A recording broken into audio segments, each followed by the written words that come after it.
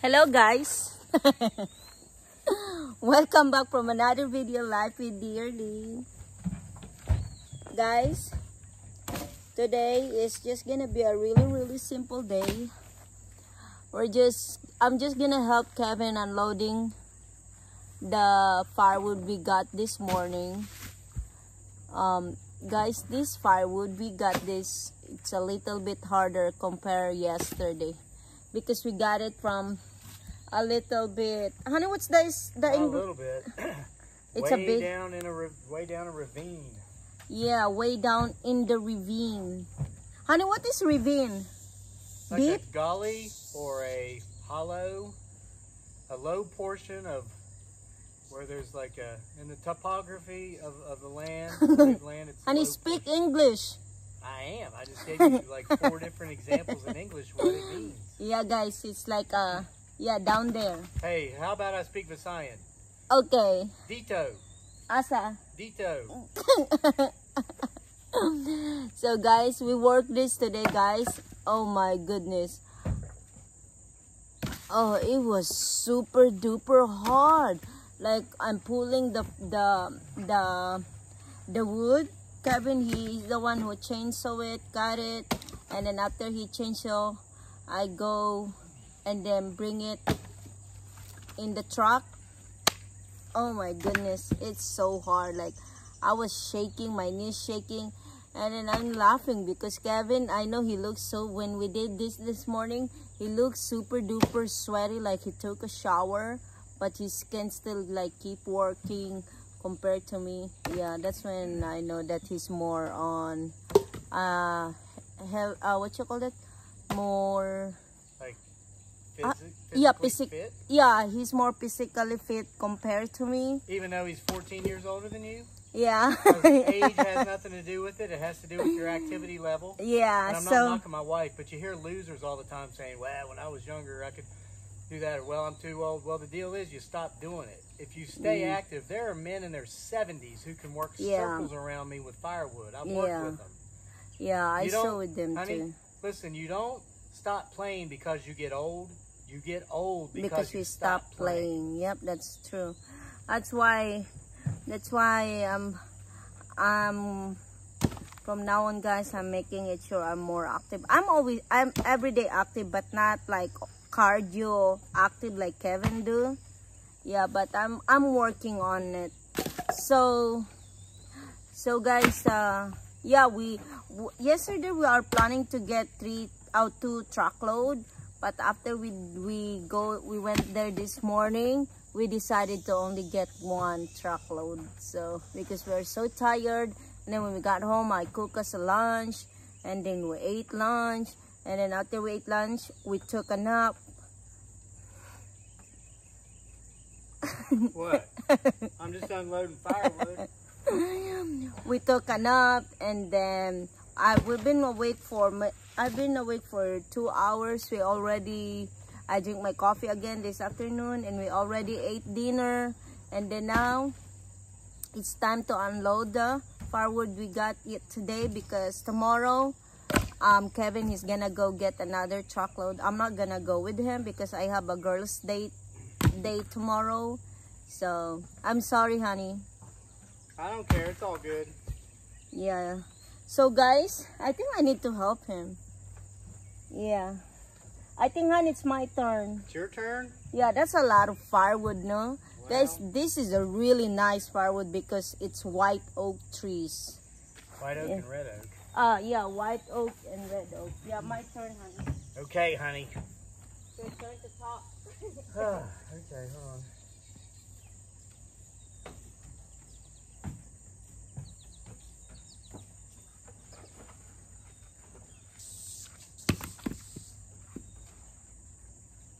And also, guys, this is heavy, very heavy. Yeah, so honey, don't use your back. Yeah, and don't lift it. Remember how I told you? There you go, like that. Bare minimum required just to pick it up. You don't need to lift all that.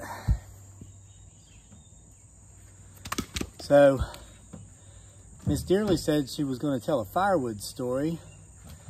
I thought maybe it's going to be a firewood story about back in the Philippines when we lived there. I didn't realize it was going to be the story of today. So I'm going to tell firewood story of back when we lived in the Philippines. Oh, that's a good idea, honey. Yeah. So here's the deal.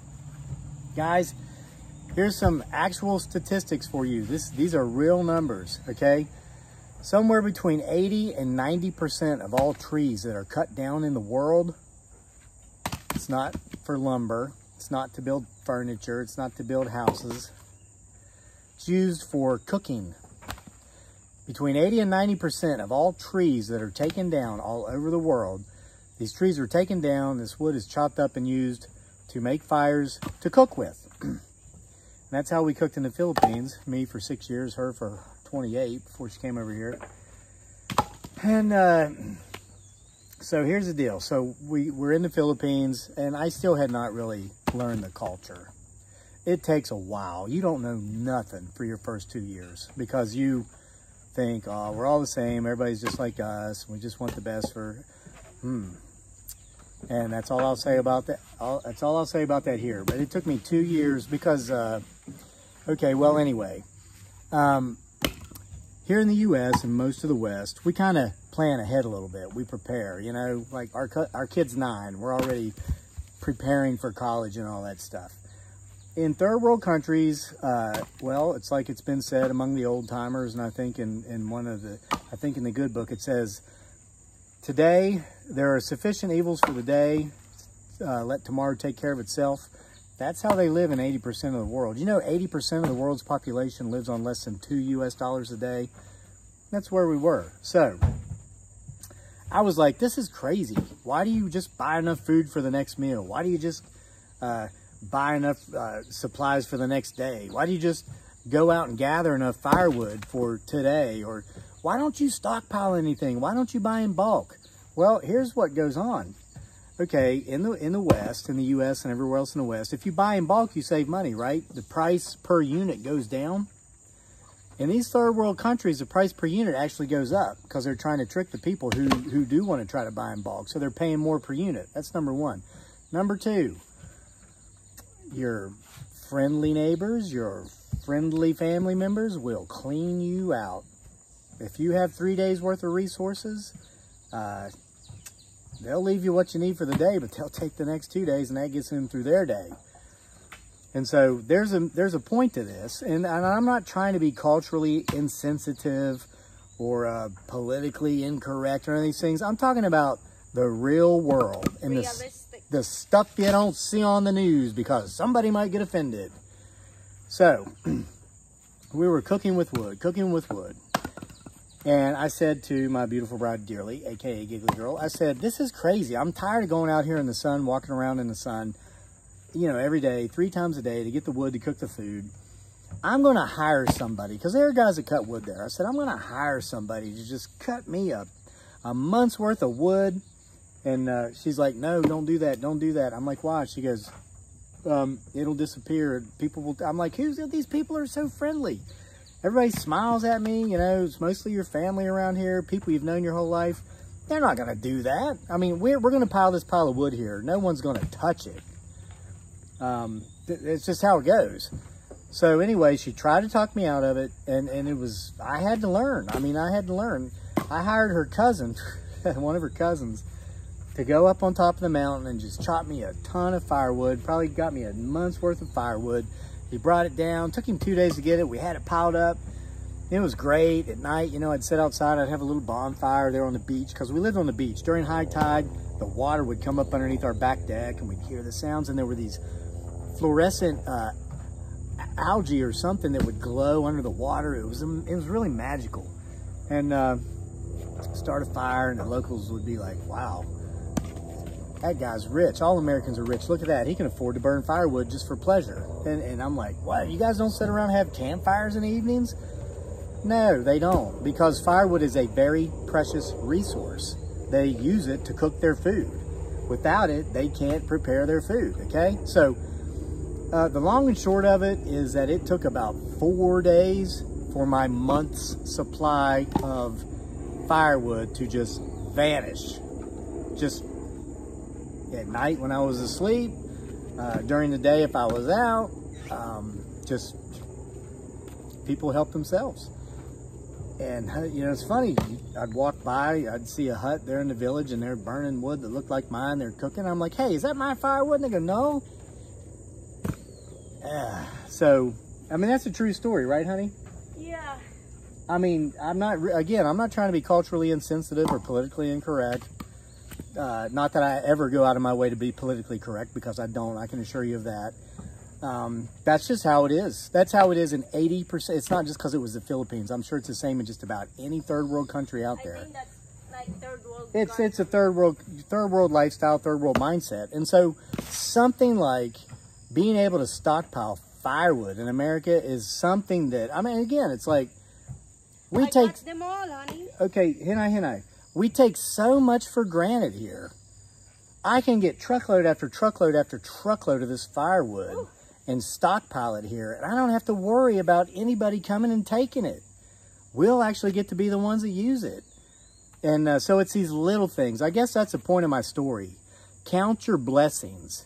And if you can't see them, if you don't think they're there, take a look at the simple things. Because those simple things in 80% of the rest of the world are not so simple.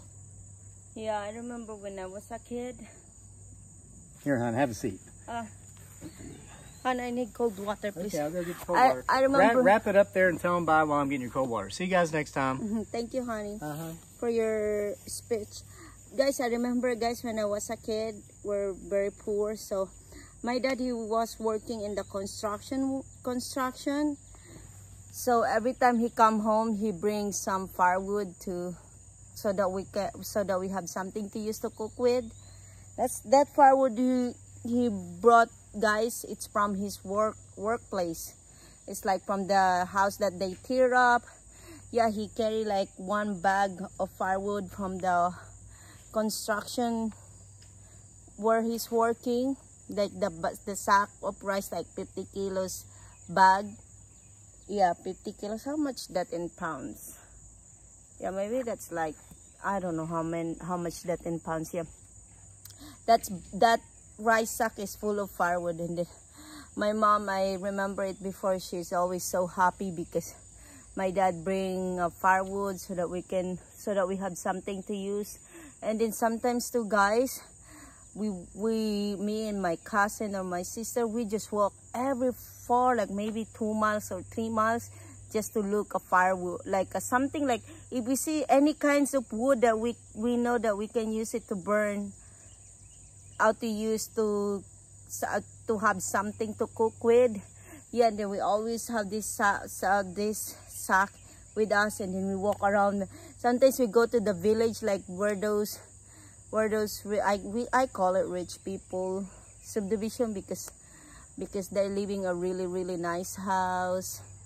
Yes, so that, and then if there's like if we saw like a house there, somebody's building a new house, and then we ask the owner if we can have their firewood, the wood that they don't use. Most of them, guys, they give us. Yeah, and then we bring home lots of firewood, and then sometimes we go in somebody else's woods. Luckily before, they don't care.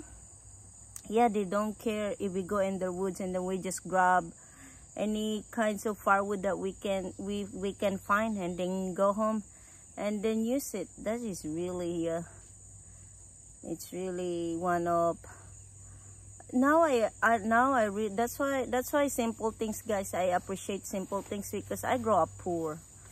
Yeah, I grow up poor, and then yeah, I don't, yeah, like Asian.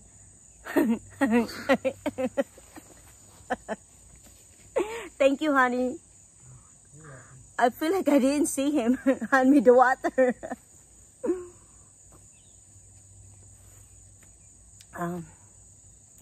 Yeah, sometimes if Kevin, like when I met Kevin, he bought lots of firewood, and then he used it just to use at a campfire.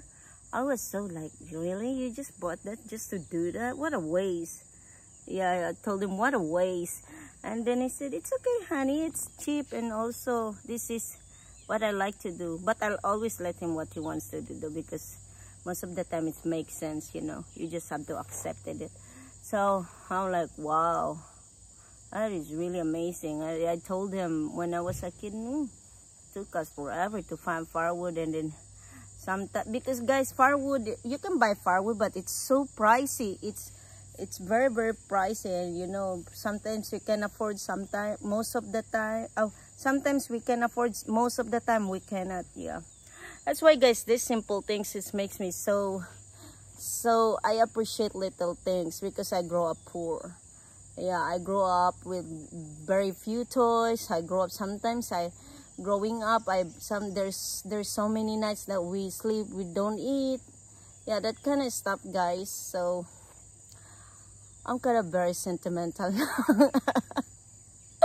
I feel like crying, remembering those childhood memories. But you know, but this is what I can tell you. I grew up I love my childhood. Yeah, I love my childhood, even despite of being poor. Okay guys, I'm kind of talking long now. I hope you enjoyed this video, guys, and please don't forget to like, share, and comment, and please don't forget to click the red bell button so that every time I upload video, you always get notified. Thank you so much guys for watching. Bye bye.